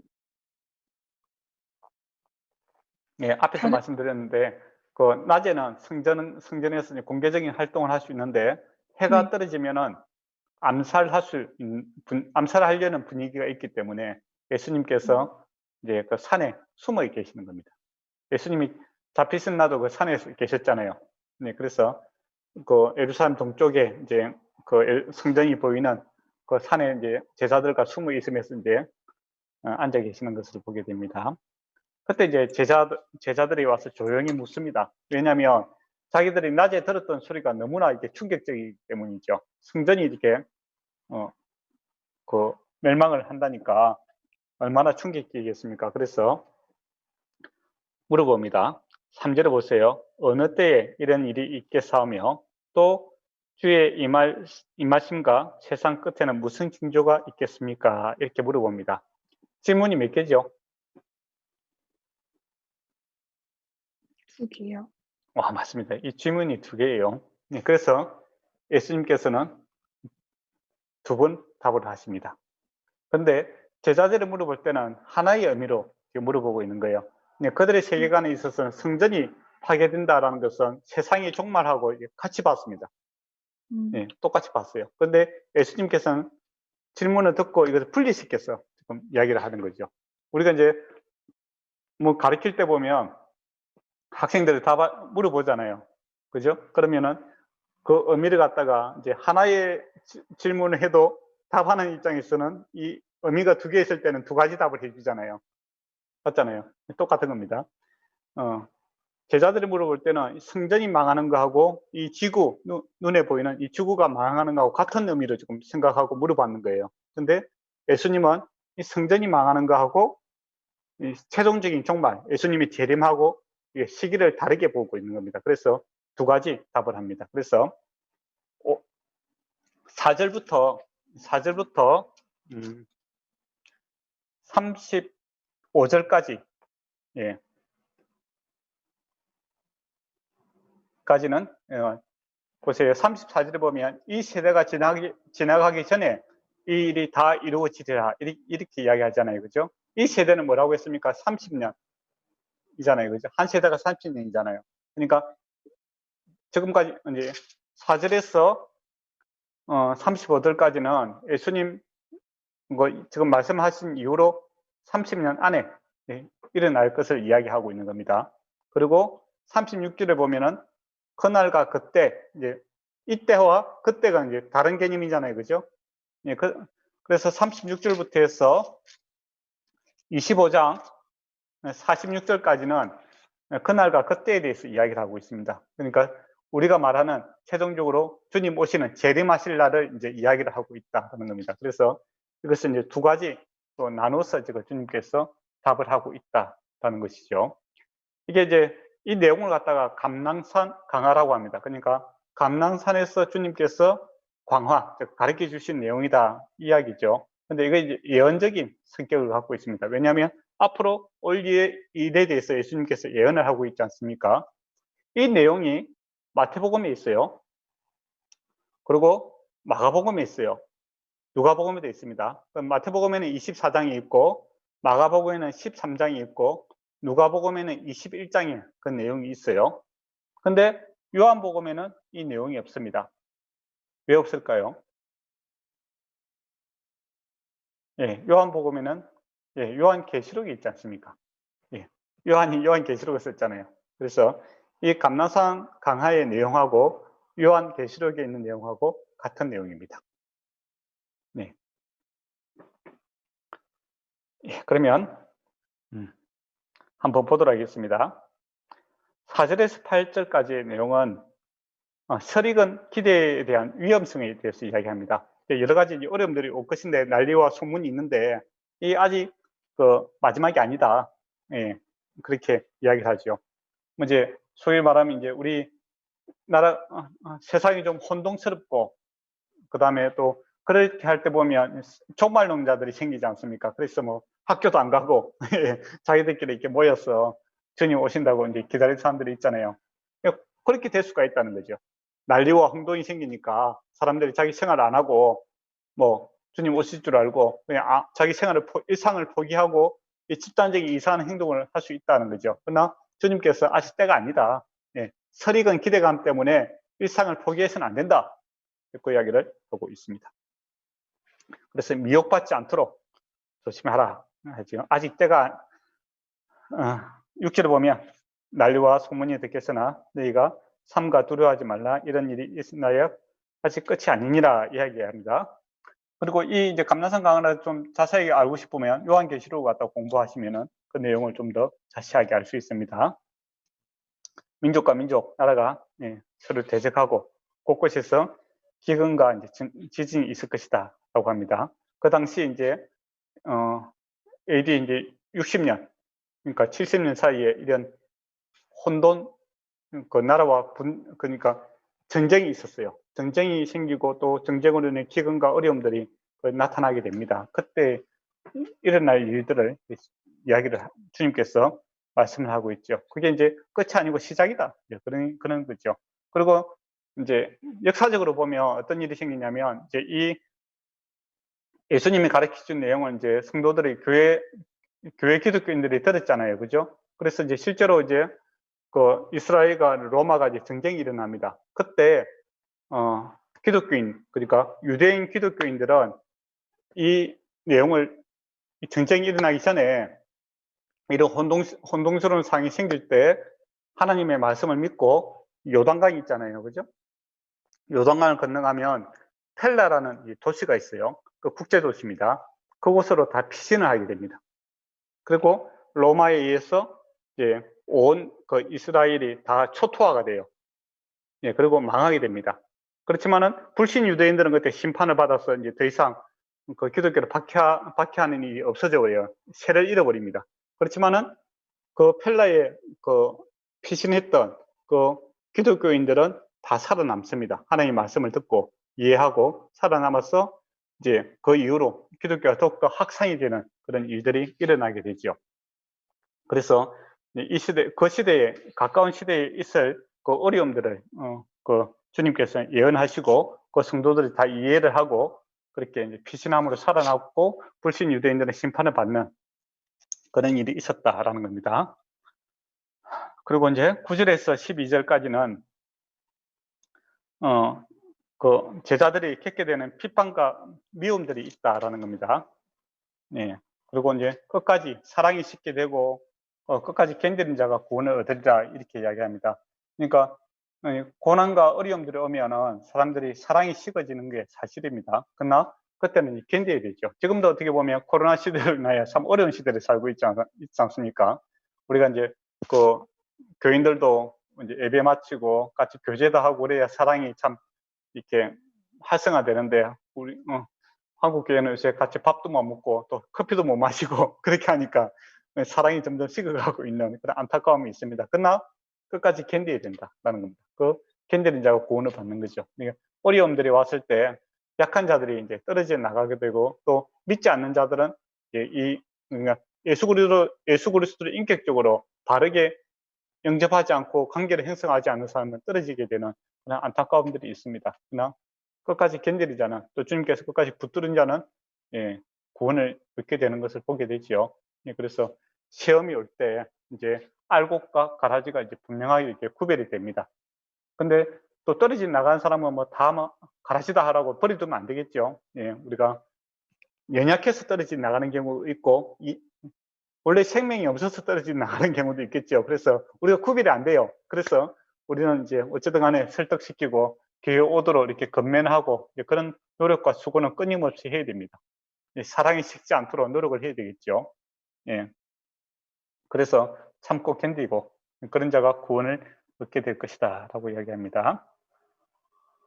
근데 왜 이렇게 지연이 되는가 이렇게 했을 때 이제 이유를 이야기합니다. 14절에 보면 이 천국의 복음이 모든 민족에게 증언되기 위하여 온 세상에 전파되리니 그때야 끝이 오리라 이야기를 합니다. 그러니까 하나님의 심판이 지연되는 이유가 어디 있느냐라고 했을 때 한 사람이라도 더 구원받게 하기 위해서 주님께서 참고 인내하시고 있다라는 겁니다. 그러나 반드시 심판이 있다 이제 그 이야기를 하죠. 그래서 1차적으로는 그 AD 70년에 로마에 의해서 이 불신 유대인들이 다 심판을 받게 됩니다. 그리고 종말론 쪽으로 보면 주님이 그 재림 다시 오실 때에 불신 세상은 심판을 받고 하나님께 속한 자들은 이제 구원을 받게 되는 그런 일들이 발생하겠죠. 그리고 이제 15절에서 28절까지는 유대 땅에 유대 팔레스타인 땅에 임할 이제 위기를 이야기를 하고 있습니다. 근데 이 어려움들이 이제 자세하게 말하면 15절을 보면 멸망에 가져간 것이 이제 거룩한 곳을 선 것을 보거든 읽는 자는 깨닫게 되리라 이렇게 이야기하잖아요. 이 멸망에 가져간 자가 누굽니까? 바로 거짓 제사장들이죠. 제사장들이 하나님의 믿지도 않고, 예, 그 거룩한 곳에 앉아서 가르치고 이제 그런 것들이 이제 나타나는데, 요한계시록에 보면 잘 나타나 있습니다. 그래서 이제 요 성경을 읽고 그 당시 사람들이 듣고 딱 봤을 때, 그걸 바로 이해했다는 겁니다. 우리는 지금 시대가 많이 흘러서 이게 이해가 잘 안 되는데, 그때 당시 사람들은 이 말씀을 듣고 무슨 말인지 바로 이해하고 적용을 바로 했다, 이제 그렇게 보시면 될 것 같습니다. 그래서 이제 전쟁과 환란이 있으니까 집에서 있는 가정 제품 이런 거 챙기고 이사 갈 수 없잖아요. 빨리 몸을 피해야 되지 않습니까? 그죠? 그래서 지붕에 있는 자는 집에 가서 물건 챙기다가 이렇게 칼에 맞지 말고 빨리 도망가라, 이거죠. 그리고 밭에서 있는 자는 겉옷만 가지고도 빨리 도망가라. 예. 소탐 대실이라고 하죠. 작은 것을 탐하려다가 큰 것을 잃을 수가 있잖아요. 목숨을 잃을 수가 있잖아요. 그래서 그 시대에 적용을 하고 있는 겁니다. 이런 분위기가 생기고 정적인 기운이 있을 때 너희가 빨리 도망가야 된다, 그죠? 그러면 집에서 뭐 재산도 안 챙기고 아무것도 안 챙기는데 어떻게 사는가? 그런 의문이 생기잖아요, 그죠? 예. 하나님께서 우리에게 그 광야에서 보면 이스라엘 백성이 좀 아무 준비 없이 놀잖아요. 그렇지만 하나님께서 그들에게 아버지가 되셔서 그들을 먹이고 입히는 것을 보게 됩니다. 그래서 궁극적으로 우리는 하나님 은혜로 사는 거죠. 하나님 능력으로 사는 거고, 이건 또 아브라함도 이것을 잘 이해를 했습니다. 아브라함이 그 이스마엘을 갖다가 보내잖아요. 그때 보면 최선을 안 줘요. 우리 같으면 뭐 맏아들이니까 아브라함이 부자잖아요, 그죠? 큰 재산을 주어서 이렇게 보내야 되는데 축복만 해주고 보냅니다. 그러니까 아브라함에게 있어서 재산, 즉 자기를 부유케 하는 것은 금이나 은이 아니라 하나님의 약속의 말씀이었다. 이제 그것을 자기가 깊이 깨닫고 있었는 거죠. 그것처럼 이제 극단적인 어려움이 왔을 때 궁극적으로 금이라든지 은이라든지 돈이 우리에게 주인 노릇을 못하게 됩니다. 근본적으로 하나님 한 분만으로 우리 예수 믿는 사람들은 살 수 있다라는 것을 믿고 떠날 수 있다라는 것이죠. 그래서 실제로 그들이 아무 재산도 준비하지 못하고 이렇게 급하게 펠라로 도망갔지만은 그들이 굶어 죽지 않고 하나님께서 은혜를 베푸심으로 그것이 다 살아남고 또 급속도로 기독교가 확장되는 그러한 일이 생기게 됩니다. 그리고 이제 22절에 보면 이제 중요한 말씀이 있는데, 택한 자들을 위하여 그날을 감하시리라 이야기를 합니다. 그러니까 이 고통의 기간을 심판받는 자들을 불쌍히 여기서 감해 주는 것이 아니라 하나님의 자녀 때문에 이 기간을 갖다가 감한다, 날짜를 줄인다 이야기를 하고 있죠. 그래서 우리가 이제 국가적인 위기 상황이라든지 여러 가지 일이 있을 때 하나님께서 누구의 기도를 들으시는가? 바로 예수 믿는 저와 여러분의 기도를 듣는 겁니다. 그래서 고난의 시간, 이거는 뭐 자연스럽게 해결되는 것이 아니라 우리의 기도가 하나님께 상달되고 그 기도의 응답으로서 그들이 문제가 해결된다는 겁니다. 지금 이제 우리 세계적으로는 코로나 사태로 이제 어려움을 겪고 있지 않습니까? 그것도 하나님의 주권 안에 있고, 이 기간을 단축시킬 수 있는 방법은 바로 믿는 자들, 하나님께서 택한 자들의 기도가 필요하다라는 것도 우리가 기억했으면 좋겠습니다. 예. 그리고 하나님께서 우리의 기도를 들으시고 항상 바로 응답하시는 것을 보게 됩니다. 그리고 이제 23절부터 해서 거짓 선지자들, 거짓 그리스도, 그런 이제 모습들이 나타나게 되지요. 요한계시록에도 이 내용은 같이 잘 포함이 되어 있습니다. 예. 항상 세상이 혼돈스러우면 다 자기가 구원자라고 이렇게 나타나는데, 하나님은 숨어서 역사하지 않습니다. 하나님은 항상 공개적으로 역사하시죠. 그래서 그리스도가 숨지는 않습니다. 예수님께서 숨어 다니시는 분이 아니잖아요. 성전에서 일하시고 또 구약에서도 하나님께서 역사하실 때 보면 숨어서 이야기하지 않습니다. 바로를 만나고 이야기하신 것을 그대로 성취해내시는 숨는 하나님이 아니라 역사의 주인공으로서 나타나시는, 믿는 자도 알고 믿지 않는 자도 분명히 알게끔 그렇게 역사하시는 분이 하나님의 사역이다라는 겁니다. 그런데 거짓 이단들을 보면 항상 숨어 있잖아요. 자기들만 알고 있고 그죠? 그런 것들은 다 이단들입니다. 그리고 28절에 보면 죽음이 있는 곳에 독수리가 모일 것이다 이야기를 합니다. 중의적인 뜻이 있어요. 시체가 있으니까 독수리가 당연히 오는 거고 많이 죽을 거라는 의미가 있고, 또 아까 전에 보면 바리새인들을 가리켜서 뭐라 합니까? 해치라 무덤이다 이렇게 했잖아요. 죽음과 같은 시체와 같은 곳이다. 근데 독수리는 그 로마 군대가 갖고 다니는 깃발이 이제 독수리 깃발입니다. 그러니까 실제로 이제 로마 군대가 와서 그 불신 유대인들을 갖다 심판하게 되는 그런 상징적인 의미도 같이 포함되어 있습니다. 그리고 29절에서 35절에 이 시대 안에 이루어질 위기의 절정적인, 그러니까 아주 클라이막스한 그런 내용들을 이제 그 비유적인 측면으로 이렇게 표현하고 있습니다. 이 요한계시록에 잘 나타나 있는데 해와 별 이런 것들은 이제 그 당시 통치자들을 상징하는 모습들인데 그 심판을 받음으로써 유대인들의 그 돼지 세상들, 그 다음에 그리고 왕들 또 통치자들이 다 심판을 받게 되는 것을 보게 됩니다. 그리고 하나님의 나팔, 요한계시록에 나타나죠. 하나님의 그 심판의 나팔이 부를 때 택한 자들은 이제 구원을 받게 되는 그런 모습을 되죠. 그게 이제 1차적으로는 그때 AD 70년대에 성취가 되고 또 장차 주님 오실 때 또 최종적인 성취가 일어났거든요. 그래서 이것은 이제 예언의 이중성이다 이렇게 이야기합니다. 그거는 이제 구약에서도 잘 나타나요.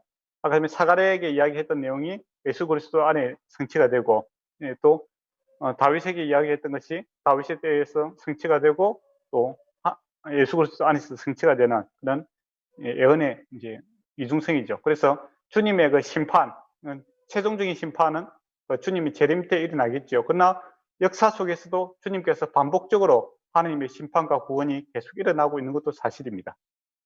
그래서 이걸 예언의 이중성이다 이렇게 보시면 됩니다. 시대에도 일어나고 장차에도 일어날 것을 이야기를 하고 있습니다. 그러면서 이제 32절에 그죠? 32절에가 32절에서 35절까지 이제 무화과 비유에서 배우라 이야기를 하죠.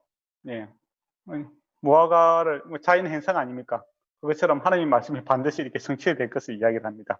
그리고 34절에 진실로 너에게 이르노니 이 시대가 지나가기 전에 이 일이 다 이루어지리라 라고 합니다. 그러면 여기까지 이야기한 내용은 이 시대 안에 이루어질 것이다. 한 세대 안에. 그죠? 그래서 AD 70년 안에 이것이 성취가 됩니다. 그리고 이제 두 번째 내용, 36절부터 해서 쭉 내용은 그날 그때 이제 우리가 이제 말하는 예수님께서 다시 오실 그날 재림 때에 대한 이야기를 하고 있습니다. 시간이 6시가 되었는데 어떻게 할까요? 다음 주에 할까요? 여기까지 하고 그날 그때는 25장까지 계속 연결되기 때문에 다음 주에 하도록 하겠습니다. 혹시 뭐 질문할 거 있으면 질문하셔도 됩니다. 아까 목사님 말씀하시는 중에 잠깐만 들었던 궁금한 건데요. 네. 그러니까 성경을 쓸 때 하나님이 말씀을 해 주셔서 그거를 제자들이 이렇게 말씀을 썼다라고 저는 배웠었던 것 같은데 네. 이제 마태, 마가, 누가, 요한을 보면은 이 성경에는 이 스토리가 있는데 다른 성경에 보면 이 스토리가 없는 게 좀 몇 개 있지 않습니까? 그게 그렇죠. 왜 그렇게 되는 건지 그리고 그러니까 본인의 의사가 이렇게 다분히 들어가 있었던 게 그러니까 하나님이 말씀해 주시는 대로 쓴 게 아니라 본인의 이제 의사와 그런 생각들이 들어가서 이 성경이 써진 건지 그런 게 좀 궁금해요. 좋은 질문입니다. 그래서 제가 첫날에 이제 이야기했던 내용이 이제 그게 무릎이죠. 그 성경이 어떻게 기록됐는가라고 했을 때 제가 제자들이 쓴 게 맞잖아요, 그죠? 근데 제자들이 받아쓰기를 하였느냐? 그러니까 하나님께서 마태에게는 천지가 창조하여 받아쓰기를 했느냐? 그거는 이제 기계적 영감치라고 이렇게 볼 수 있겠죠. 제자들은 아무 생각 없이 불러준 대로 적었다. 그게 이제 기계적 영감입니다. 그래서 개인의 인격이라든지 문화라든지 사항은 상관없이 받아쓰기 했다는 것은 그 기계적 영감이라고 하고, 유기적 영감이다라는 것은 유기적이라는 게 살아있다는 거 아닙니까? 그죠? 그러니까 개인의 성품이라든지 또 독자, 이 마태복음이 읽고 있는 독자, 그러니까 유대인들 대상이 있잖아요. 그 대상과 그 시대 상황에 가지고 썼다라는 것은 이제 유기적 영감이죠. 근데 그 안에 성령께서 역사하셨다라는 겁니다. 그게 유기적 영감이다 이거죠. 그래서 이제 성경을 해석할 때 역사적인 배경도 알아야 되고 문화도 알아야 되고 그 다음에 문학적인 요소도 알아야 바르게 해석할 수 있다. 그게 이제 유기적 영감설을 주장하는 사람들입니다. 우리는 이 유기적 영감설을 이제 믿는 사람들이죠. 그래서 마태가 성경을 기록할 때 유대인들에게 이런 내용을 우리는 참 이해가 안 되는데 유대인들은 이제 더욱더 분명하게 알 수 있죠. 왜냐하면 구약에 대한 상식이 있고 자기 문화권에서 이야기했을 때 가정한 것이다. 이렇게 했을 때 아, 이 누구를 가리키는구나 바로 알 수 있는 거예요. 그런 이제 문학적 요소를 갖다 바로 이해할 수 있는 거죠. 그리고 이제 마가라든지 누가 같은 경우는 이방인에게 쓰지 않습니까? 그래서 이걸 좀 더 구체적으로 또 그 사람들에게 필요한 메시지를 전달합니다. 그러니까 마가 같은 경우에는 로마인들한테 그렇게 편지를 쓰잖아요. 로마인들이 군인들 출신이니까 성격이 급해요. 그래서 이야기 스토리가 되게 빠르게 이게 쫙 전개가 되는 것을 보게 됩니다. 핵심 요약만 쫙쫙 이야기를 하죠. 그리고 그들에게 가장 우리도 뭐 편지를 쓸 때 복음이 예수 그리스도인데 그 사람에게 좀 적용되고 또 쉽게 어필될 수 있는 내용을 먼저 이렇게 쫙 기록하지 않습니까?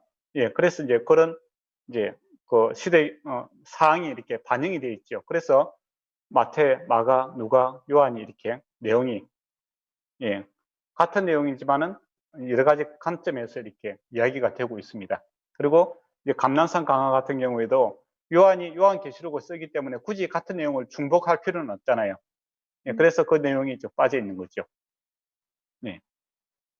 그리고 이제 저번에 말씀드렸는데 그럼 왜 4개냐라고 했을 때 성전에 그 성막에 들어갈 때 문에 보면 색깔이 4가지 색깔로 이렇게 장식이 되어 있어요. 그래서 이 복음이 예수 그리스도의 성전으로 들어가는 문과 같은 역할을 하고 있다라는 의미에서 이 4가지 복음을 갖다가 이렇게 맞춰서 이렇게 기록을 하고 있습니다. 감사합니다. 예. 또 다른 거 없습니까 혹시? 네, 저는 괜찮을 것 같습니다. 아, 예, 감사합니다.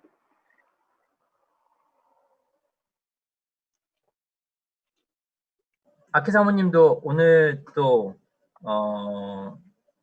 그런 저희의 죄된 생각들 또 여러 가지 잘못된 것들을 또 말씀으로 잘 고쳐주셔서 감사하다고. 네, 코로나 네. 이런 상황 가운데 또 이렇게 저희들 기도의 중요성에 대해서 깨닫게 해주셔서 감사하다고 그런 감사의 그런 말이었습니다. 네, 감사합니다. 그러면 다음 주에는 이제 그 36절부터 해서 그 뒤의 내용을 우리가 보도록 하겠습니다. 네. 네. 그리고 사실은 앞에 있는 내용 갖다가 좀 더 자세히 할 수는 있습니다. 그러나 또 요한계시록 할 때 같이 보시면은 더 편합니다. 시간이 많이 가기 때문에. 오늘은 연자매가 기도하고 마치도록 하겠습니다. 네, 기도하겠습니다. 사랑하는 하나님 아버지, 변함없이 주님의 사랑을 알게 하시고 아버지 당신께서 말씀해 주시고 또 저희들이 은혜로 산다는 것을 알게 해 주셔서 아버지 감사합니다. 주님 말씀 한 구절 한 구절을 목사님을 통해서 배울 때마다 주님 정말 내가 아무것도 아니지만 당신의 은혜를 통해서 산다는 것을 깨닫습니다. 주여 한 주간 살아가면서 아버지 또 코로나 때문에 또 다른 여러 상황 가운데 때문에 정말 마음이 어렵고 또 번잡하고 그렇지만 주님 그 가운데서도 주님을 중심적으로 생각하면서 아버지 저희들이 어떻게 얼마나 주님께서 보여준 사랑으로 이웃을 사랑할 수 있을지 그런 방법들을 더 생각하면서 주님 은혜 나눌 수 있도록 그렇게 살아갈 수 있도록 힘 더하여 주옵시고 무엇보다도 지금 있는 이 자리에서 더 건강하게 또 이 코로나가 끝나면은 다 같이 또 웃는 모습으로 또 만날 수 있도록 주님께서 저희들에게 또 깊은 인내심과 아버지 그 가운데 속에 감사함을 잊지 않을 수 있도록 은혜 허락하여 주시옵소서. 아버지 감사합니다. 예수님의 이름으로 기도드렸습니다. 아, 네. 네. 네. 좋은 가을 되세요. 감사합니다. 감사합니다.